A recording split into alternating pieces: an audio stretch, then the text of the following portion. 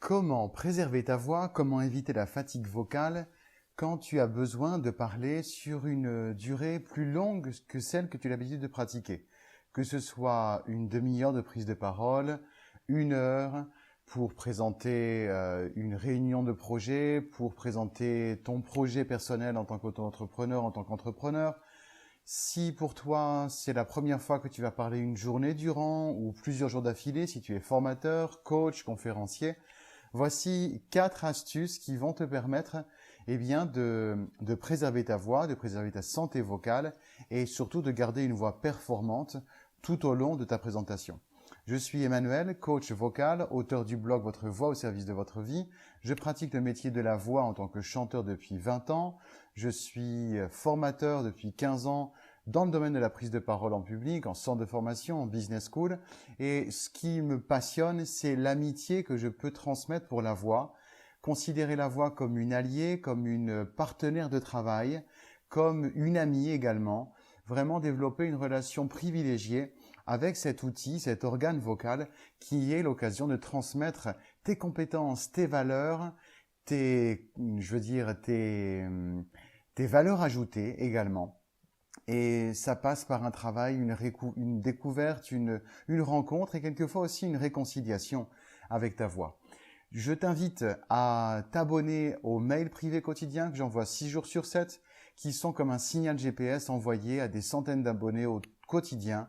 Et je t'invite comme ça à apprendre, à aller plus loin, à faire de ta voix cet outil, comme je te dis, cet ami de ta vie professionnelle et de ta vie personnelle. Alors, on rentre dans le vif du sujet. Première astuce que j'aimerais te donner, c'est t'hydrater le plus souvent possible. Alors le plus souvent possible, tu sais que déjà la voix, le corps humain a besoin d'être hydraté avec de l'eau plate. Je t'invite à éviter de boire de l'eau pétillante pour éviter juste d'être incommodé avec une eau pétillante qui pourrait te faire à te déplacer la voix. Donc, tu as besoin de boire de l'eau plate et fréquemment. Alors, une astuce toute simple, c'est si tu fais des slides PowerPoint, des présentations, d'avoir toutes les 2 minutes, 3 minutes ou au bout de 10 minutes, suivant ta nécessité, un petit rappel visuel comme une goutte d'eau qui peut passer totalement inaperçue pour les personnes qui verraient l'image, ou alors sur tes notes, sur ton fil conducteur que tu peux avoir à côté de toi, au bout de quelques pages, de mettre un petit rappel boire. Tu as besoin de prévoir d'avoir une bouteille d'eau ou un verre d'eau.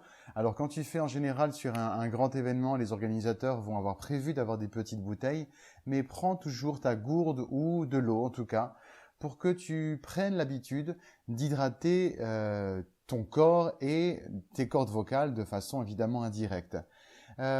Pourquoi est-ce que c'est important? Les cordes vocales, c'est un tissu tendineux qui a besoin d'être maintenu en souplesse. Et la souplesse, en fait, des tissus du corps humain, eh bien, c'est par l'eau. Nous sommes composés d'eau et on oublie trop souvent de boire assez. Et c'est une astuce qui peut vraiment t'aider. Tu peux évidemment rajouter un petit peu de citron pour que l'eau soit avec une sorte d'appétence. Je t'invite à éviter le sirop parce que c'est pas nécessaire. Les cellules aussi de ton cerveau ont besoin d'eau et donc tu vas te rendre compte que tu peux avoir une meilleure attention aussi, donc avoir une meilleure capacité de génération d'attention chez les autres en t'hydratant. La deuxième chose que je vais t'inviter, c'est de donner de l'élan à ta voix. L'élan va venir par le fait de prendre de l'air de qualité, d'inspirer la quantité suffisante, mais de respirer, je vais te dire, plus souvent que l'habitude que tu peux avoir. Tellement de personnes que je coach se rendent compte qu'en fait, elles sont très souvent en apnée, qu'elles respirent pas assez et pas assez souvent. Ensuite, une fois que tu vas gagner de l'élan, tu vas pouvoir te sevrer d'une respiration trop fréquente et tu vas pouvoir comme ça enchaîner une phrase entière avec le même élan de souffle. Tu vas pouvoir donner de l'élan, ça veut dire aussi de la dynamique, de la tension. Alors une tension, par la tension, on va dire dramatique de ton discours et pas évidemment aucune tension au niveau de la gorge, aucune tension au niveau de ta façon de faire traverser le souffle à travers tes cordes vocales. Tu sais que les cordes vocales sont comme ces brindilles avec lesquelles tu peux t'amuser si tu les mets entre tes mains, une brindille d'herbe, en faire un son comme un petit sifflement. C'est en fait comme ça que le son est produit. Le son, il est le résultat du frottement de l'air sur tes cordes vocales. Donc plus tu donnes de l'élan, plus tu apprends à bien respirer et bien expirer le son. Ça se fait par le soutien du ventre, inspirer et expirer avec le ventre, en veillant à une petite astuce. C'est d'avoir toujours un vêtement qui soit avec une ceinture. Si tu portes, mademoiselle, madame, une robe ou une jupe, veille à ce qu'il y ait une ceinture pour que tu puisses sentir une résistance entre ton ventre et la ceinture. Et messieurs, eh bien, je vous invite à avoir une ceinture qui soit bien serrée, pas non plus à te serrer la ceinture de manière inconfortable, mais que tu sentes comme ça ton ventre jouer comme tu ferais un bras de fer et tu sens ton énergie musculaire parce que la personne en face de toi aussi, elle active sa musculature. Tu peux t'entraîner à faire des exercices de souffle, à inspirer et à expirer comme à travers une paille pour donner une meilleure canalisation de ton souffle. C'est des outils que je donne en coaching qui sont tout faciles à pratiquer. La chose qui est souvent étonnante pour les personnes, c'est qu'elles pratiquent des exercices qui sont tout simples, mais c'est le fait de les entraîner, de les mettre dans ton quotidien qui font évidemment ce qui fait la différence. Troisième astuce que j'aimerais te donner, c'est la prononciation. La prononciation, elle est la grande oubliée aujourd'hui depuis des décennies du fait tout simplement qu'aujourd'hui nous sommes sonorisés. Quand tu fais une conférence, la plupart du temps tu as un micro-cravate ou micro dans la main. Quand tu fais un contenu comme je le fais ici, évidemment, il y a un micro qui capte le son. Mais quand je te parle, je veille à imaginer que je n'ai pas de micro et je forme le son, je prononce. Et la prononciation, qu'est-ce que ça veut dire? Ça veut dire l'énonciation vers l'avant. Il y a des consonnes pour lesquelles tu dois avoir une grande vigilance. C'est toutes les consonnes labiales. Le B, le V, le F. La lettre F est donc le son F, que ce soit écrit PH ou F dans l'orthographe. Le son M, le son P, qu'il faut faire attention parce que c'est un son sourd. Il y a des consonnes voisées, des consonnes sourdes. C'est la différence que quand tu fais le son P, eh bien, les cordes vocales ne vibrent pas. Quand tu fais le son B, les cordes vocales vibrent. Quand tu as le son je, pour venir à d'autres consonnes que les consonnes labiales, je, eh bien, c'est l'équivalent de sh, sh ou ch. Sauf que quand tu dis je, eh bien, non seulement tu produis un son de frottement dans ta bouche, mais il y a aussi tes cordes vocales qui vibrent. Le rôle des consonnes, c'est de sonner avec, consonare en latin. Et donc, la consonne, elle sonne avec quoi? Avec les voyelles.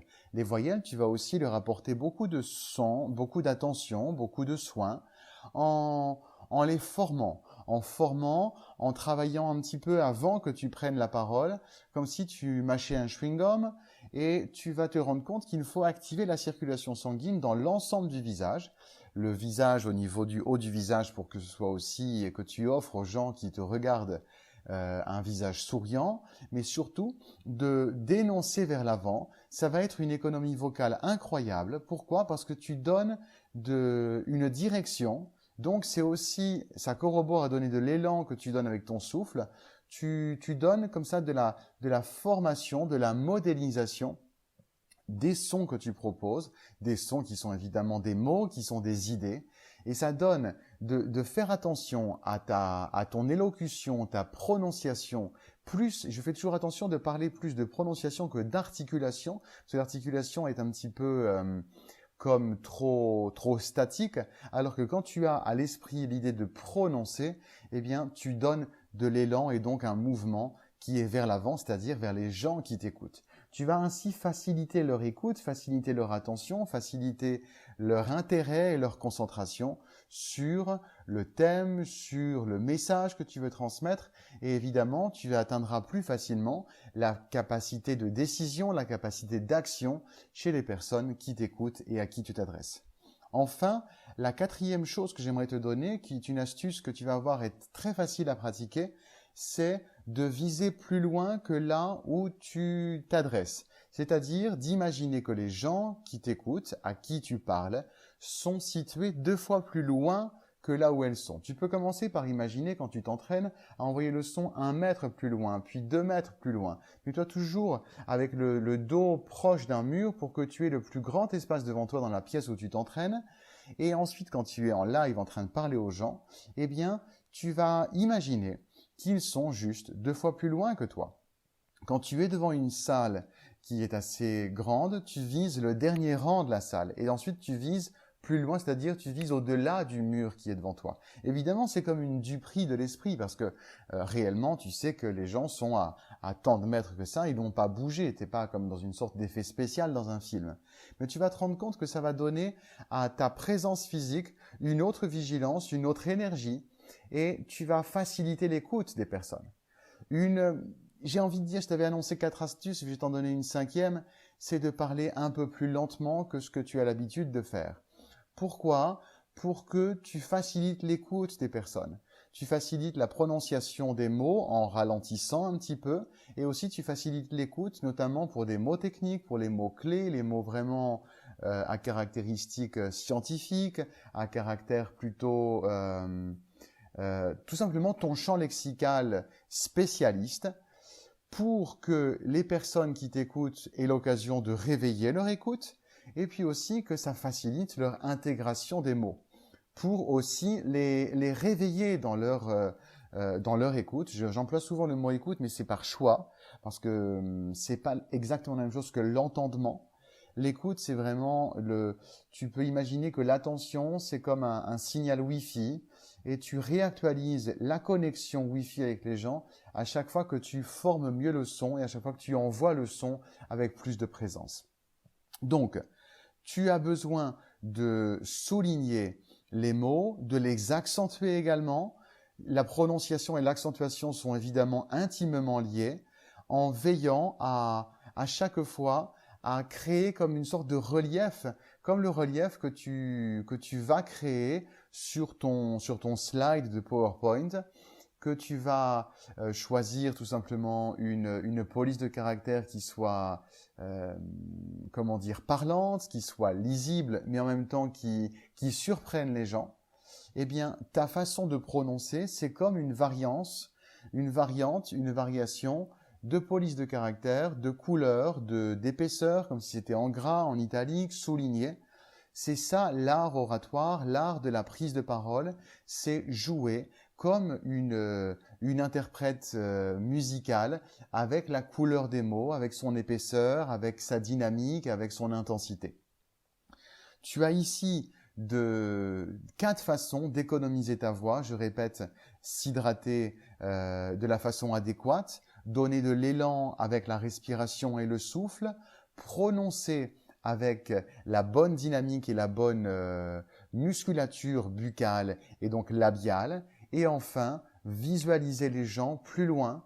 Tu vas te rendre compte ainsi que tu vas économiser considérablement ta voix et tu vas pouvoir passer tes successions de jours de formation sans te sentir avec ah, je suis pas bien. Tu vas avoir cette santé vocale qui va permettre que tu vas accepter des contrats qui te demandent de parler plus longtemps. Tu vas être à ton sommet lors de la conférence qui va marquer un tournant dans ta vie professionnelle. Et dans ta vie professionnelle du quotidien, tu vas te rendre compte que les gens, eh bien, ils vont non seulement te calculer mieux, tu vas pouvoir valoriser ta compétence et ils vont sentir chez toi toutes ces valeurs ajoutées que sont le leadership que tu souhaites incarner, que sont l'expertise que tu veux partager. Et il y aura non seulement ton expertise par la qualité des mots, mais aussi la qualité avec laquelle tu défends tes mots, tu défends tes idées et tu les valorises. Je te dis à bientôt. Je te rappelle que tu es le bienvenu et la bienvenue pour t'abonner aux mails quotidiens dans lesquels je donne un contenu encore plus poussé, encore plus ciblé au quotidien. Je décris ça comme le signal GPS dont ta communication verbale peut avoir besoin et a besoin. Alors, je te dis à demain 8 heures dans ta boîte mail. Petit rappel, c'est 6 jours sur 7 que j'envoie ces mails. Ce ne sont pas des séquences enregistrées 1 an à l'avance, c'est de l'interaction directe avec toi et les collègues qui font partie de la communauté des abonnés du blog Votre Voix au service de votre vie, parce que je sollicite souvent des interactions, des questions, des questionnements que tu peux avoir, et tu seras comme ça gratifié de réponses personnalisées à tes questions. Tu me précises dans ta question si tu souhaites ou non être nommé par ton nom. Sinon, eh bien, je te préserve ton anonymat dans la question que tu me poses. Évidemment, c'est toujours un prénom que j'évoque et que je précise. C'est pas un prénom et un nom de famille pour justement garder l'anonymat de la personne qui pose la question. Prends soin de toi, prends soin de ta voix, rentre dans sa magie. Ta voix possède une magie qui est celle de la transmission de toi-même, transmission de tes valeurs, transmission de tes compétences. Et ça a une valeur infinie. Ciao, ciao, prends soin de toi à nouveau. Et je te dis à demain dans ta boîte mail.